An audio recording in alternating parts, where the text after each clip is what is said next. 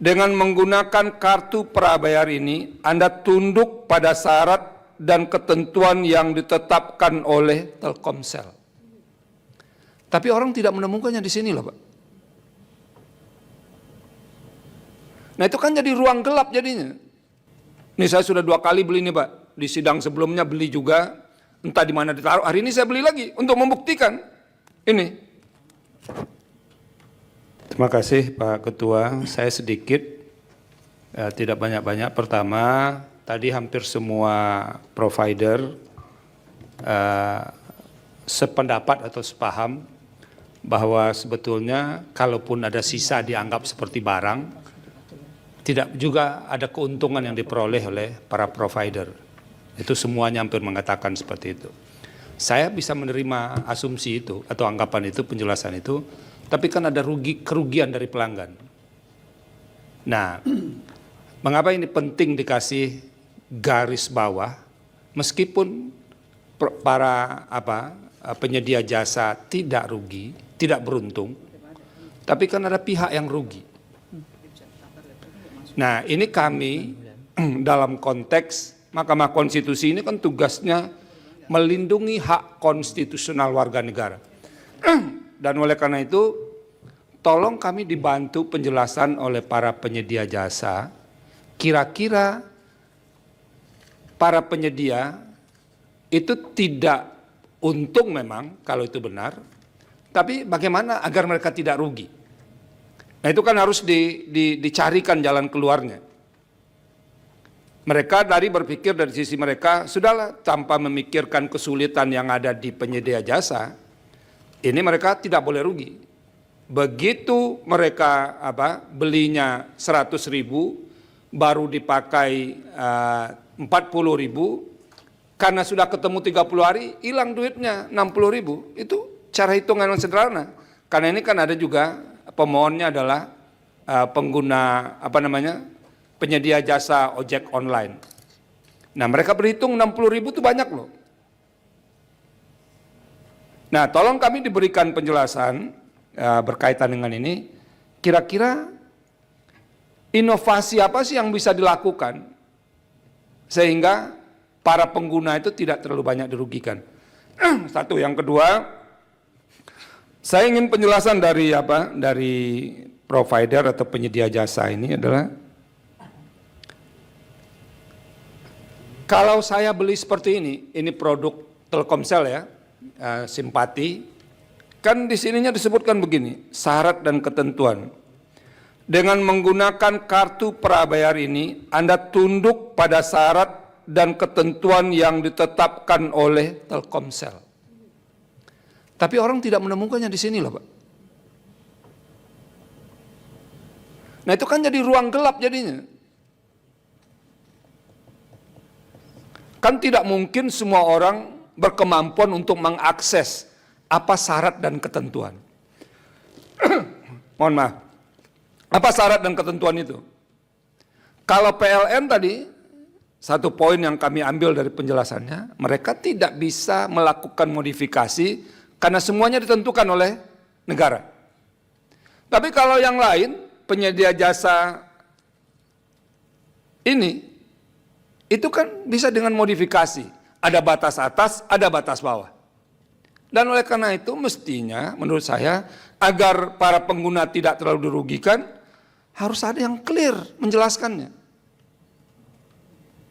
Ini saya sudah 2 kali beli nih Pak. Di sidang sebelumnya beli juga, entah di mana ditaruh. Hari ini saya beli lagi untuk membuktikan ini. Nah dalam konteks itu sebetulnya kami tolong diberikan gambaran kira-kira dari alternatif-alternatif yang tersedia itu mana yang paling kecil menimbulkan kerugian bagi pelanggan. Nah yang terakhir, kalau petitum mereka ini dikabulkan, ini seperti yang ditanyakan Pak Arsul, apa sih implikasinya terhadap para penyedia jasa ini? Karena mereka ingin, ya kalau ada lebihnya dong, dilanjutkan. Ada di Excel ya. Kalau Anda memperpanjang otomatis itu lanjut. Tapi kalau tidak otomatis berhenti dengan tanggal matinya lalu diperbarui kan tidak lanjut juga. Nah, ini salah satu cara, tapi masih belum optimal. Nah, itu yang harus dipikirkan. Jadi boleh para penyedia ini berpikir untuk keberlanjutan dan segala macamnya, biaya mahal itu, tapi pengguna itu harus dipikirkan juga. Kenapa? Karena ini termasuk produk produk penting sekarang. Apa namanya Prof. Guntur tadi? Yang disebutkan tadi, hajat hidup orang banyak. Jadi hajat hidup orang banyak itu sebetulnya menjadi pengikat saudara-saudara untuk tidak leluasa menentukan segala hal. Itu yang harus dipikirkan. Makasih Pak Ketua. Ya, terakhir Prof. Eni silakan. Baik, terima kasih. Terima kasih kepada semua pemberi keterangan. Ini supaya seimbang saja ya, kepada pemerintah pernah saya tanyakan. Berkenaan dengan yang istilahnya kuota hangus yang tidak kepakai itu saya tanyakan kepada pemerintah di mana sesungguhnya akumulasi uangnya itu. Begitu juga supaya seimbang saya tanyakan juga kepada provider. Ya, ini kalau sudah dibayarkan begitu kemudian tidak terpakai itu kan sudah keluar nih uang. Itu akumulasinya kemana? Apakah di masing-masing provider? Apakah kemudian dia ada hangus begitu saja? Atau di mana dia teralokasinya? Ini mohon dapat dijelaskan. Jadi di mana uang itu teralokasikan? Kenapa? Ini perlu saya tanyakan. Ya, saya tidak menafikan bahwa terkait dengan pembangunan telekomunikasi ini memang membutuhkan investasi yang besar, padat modal. Yang tadi sudah jelaskan. Apakah sesungguhnya investasi yang besar padat modal itu juga kemudian memiliki satu desain bisnis yang berkaitan dengan yang sekarang ini dibahas ini, ya dipersoalkan ini.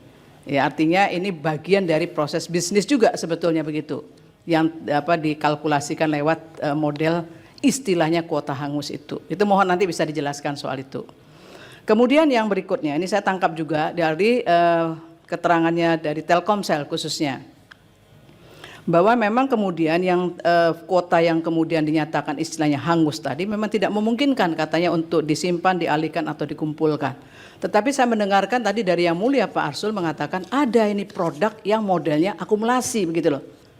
Nah, ini gimana kemudian kok bisa muncul seperti ini? Apakah ini memang sesuatu yang kelihatannya kontradiktif atau kemudian memang sebuah desain baru yang kelihatannya mungkin tadi tahunnya masih baru itu?